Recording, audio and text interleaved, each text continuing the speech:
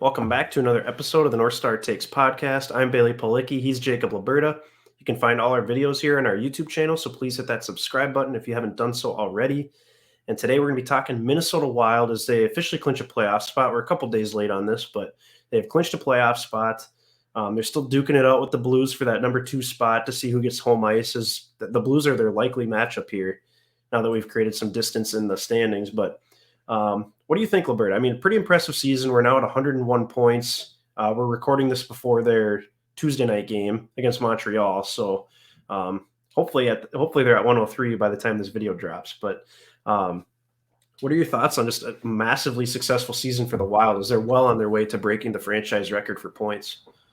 Yeah, I feel really good about it. I think I would be super excited and feeling like this is truly the best season in franchise history, except for the one team we can't beat this year one of the two teams we can't beat this year is the team we're going to match up with in the first round of the playoffs. Yeah. And now I'm feeling a little bit wary if we're going to even get home ice in that series, and that's even worse. So I think that leaves a little bit of a sour taste in your mouth in an overall good season. So I'd say I'm still pretty excited for what's to come and this team's potential to make a cup run, like legitimate cup run. But it's just figuring out how to win against St. Louis. Again, we had another just soul-crushing loss against them the other day. Yeah. And like a really resilient effort. I mean, we went down 4-1 after 2 periods, and we battled back to tie it at 5 and going in overtime. So I think that's very impressive in itself.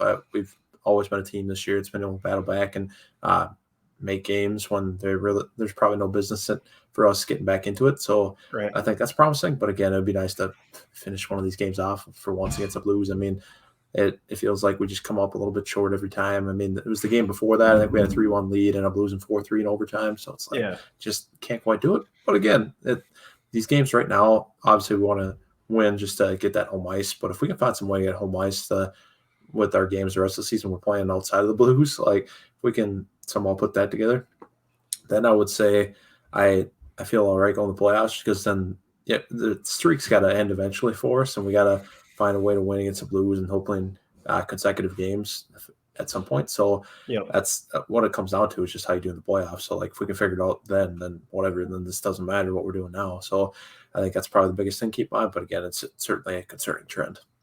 Yeah, for sure. It's been a successful season, no doubt. But you're right. The Blues thing does put a sour taste in your mouth just because that's who we're going to end up playing first round most likely. And they're peaking at the right time, too. They've won 9 in a row. They're 9-0-1 in their last 10. And they've just been on a tear. They were down 1-0 after 1 period against Nashville the other night. They scored 7 goals in the second period and just routed them. That was ridiculous. I mean, just insane. So, yeah, it's a little scary having to play the Blues, but I don't know. I mean, hopefully it's a situation like last year where the Wild kind of dominated Vegas in the regular season, but then Vegas was kind of able to tighten up in the playoffs and they actually ended up beating the Wild. So, maybe the Wild are able to make some adjustments as they go into the postseason. Hopefully they get they're back fully healthy. There's only 7 games left in the regular season. We need to get Greenway back. We need to get Dumba back. It'd be nice to get Merrill back so he can kind of mix in on that third defensive pairing with Goligoski and Kulikov.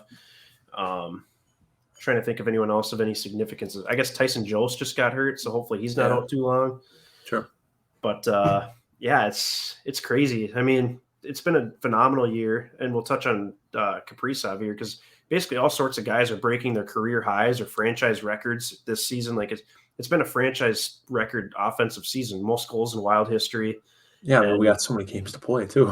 Exactly. So it's a phenomenal year. Definitely probably one of the best years in Wild history. It's just such a bummer that our division in itself is so strong. I mean, it's right the way it's looking right now, we're going to have 5 teams from this division make the playoffs. And Colorado's the best team in the West, probably the best team in the NHL. It's either them or Florida. And then you got the Blues, Wild, and then the Stars and Predators are in those wild card spots right now. It's just insane how this Central Division is always super competitive, where I kind of expected, obviously we expected Colorado to be good. The Blues I still expected to be good, but probably not this good. And then Dallas and Nashville. I would have never guessed those teams would make the playoffs over like the Vegas Golden Knights potentially. So it's crazy how that works. And it's unfortunate that we're always stuck in this super competitive, tough division. And now, of course, the way the NHL has the playoffs set up for the last several years, It's basically set up so you play your division teams to get out of the first couple rounds of the playoffs, and it's frustrating, but that's how it goes. So, yeah, let's get into Kaprizov here a little bit, because obviously, I mean, he's got the Wild team record for goals at 43 now, maybe more after this Montreal game happens. I want to say he's at 93 points. I think he's 7 points away from 100, and there's 7 games left. It's definitely feasible for him to get there. I mean, what are your thoughts on just this record-breaking season for Kaprizov? Yeah, I think this is great. This is similar to when we were just talking about the Wolves and talking about Ant and him coming into his own as far as among the league's best. I think Kaprizov even more so. I think this guy's asserting himself as a top 10, borderline top 5 player in the NHL.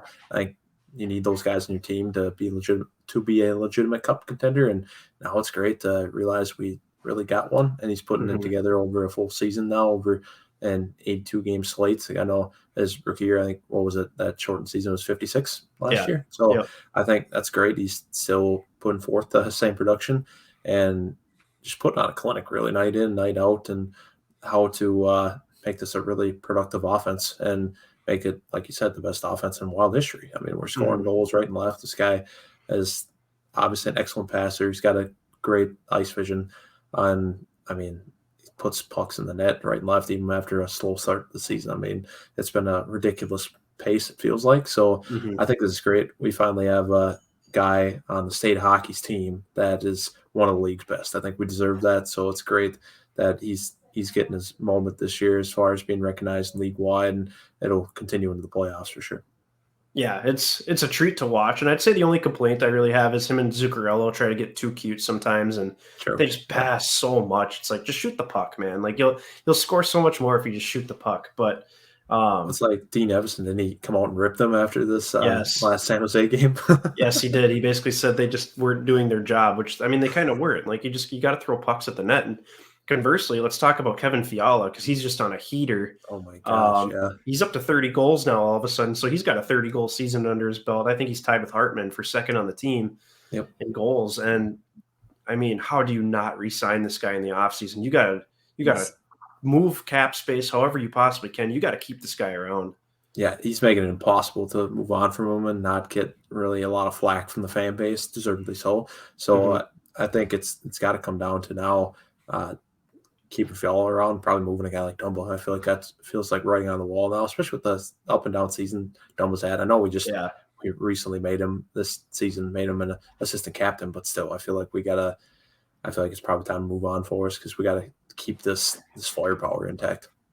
I mean, other than the fact that Dumba's an alternate captain and that he's, a defenseman on a team that's, not great defensively, pretty weak there, and needs the depth. I mean, if you're looking at player for player, it's not even close to the impact that's made on the game. Exactly. But I kind of worry that they value the locker room stuff almost over all this stuff that Fiala's been doing. But I mean, Fiala's killing penalties.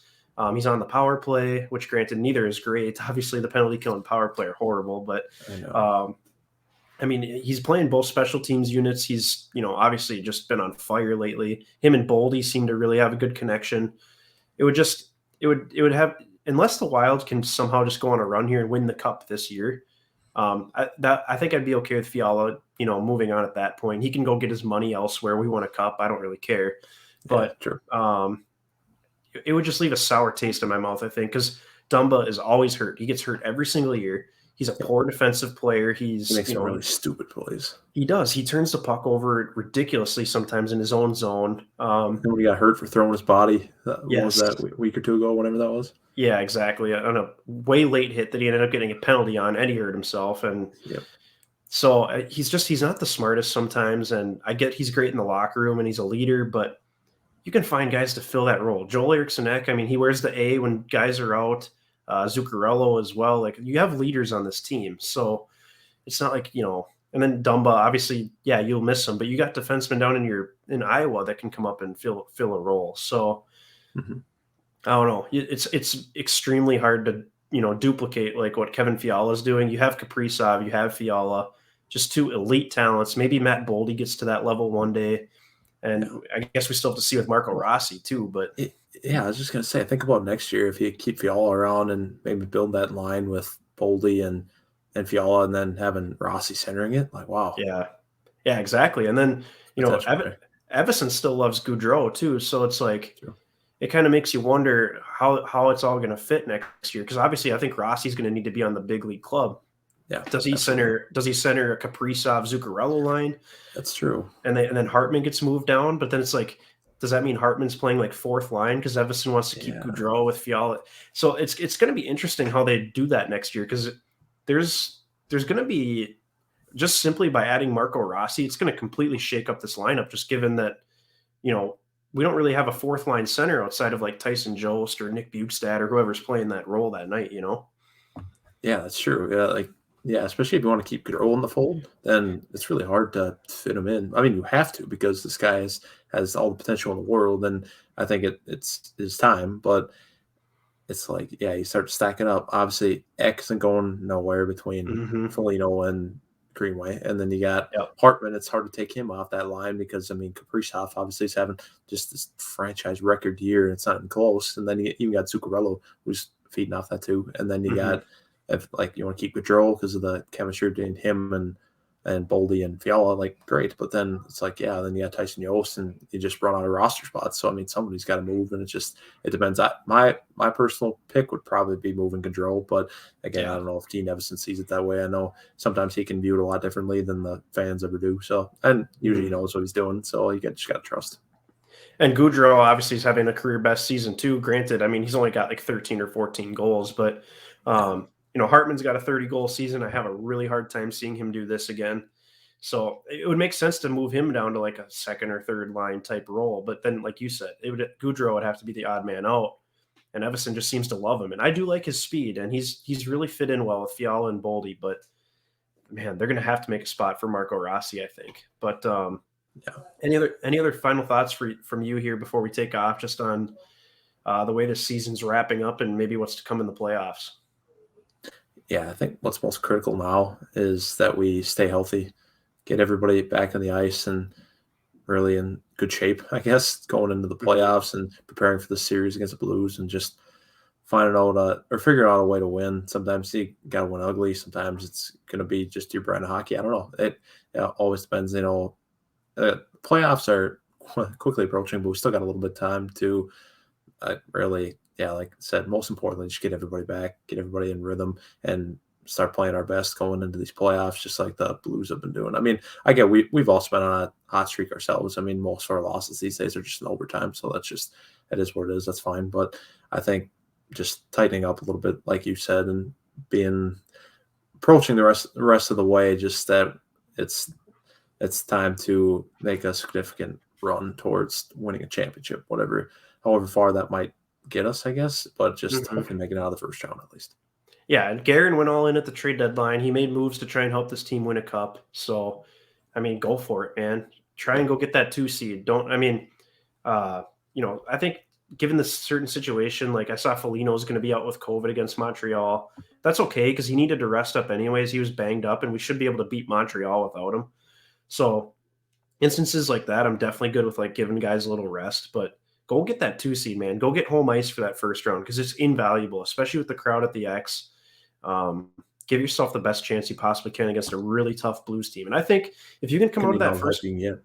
yeah, if you can come out of that first round series with the Blues, I mean, Colorado obviously would be a really tough second round opponent, but I would like our chances. I mean, the Blues is a good litmus test for Colorado. They don't quite have the speed that Colorado does, but just with how difficult the Blues have played us as of late, I think it's a good test. So, Absolutely. um, yeah, go get that 2 seed, man. That's all I can say. Yeah, get that But home ice. It's super important. absolutely. So that'll do it for this edition of the North Star Takes podcast. Please click the like button on this video and hit subscribe on our channel.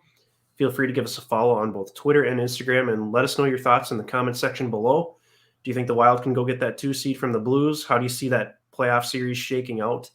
And what are your thoughts on the season in general? Very successful season. What's been your favorite parts? Maybe your not so favorite parts?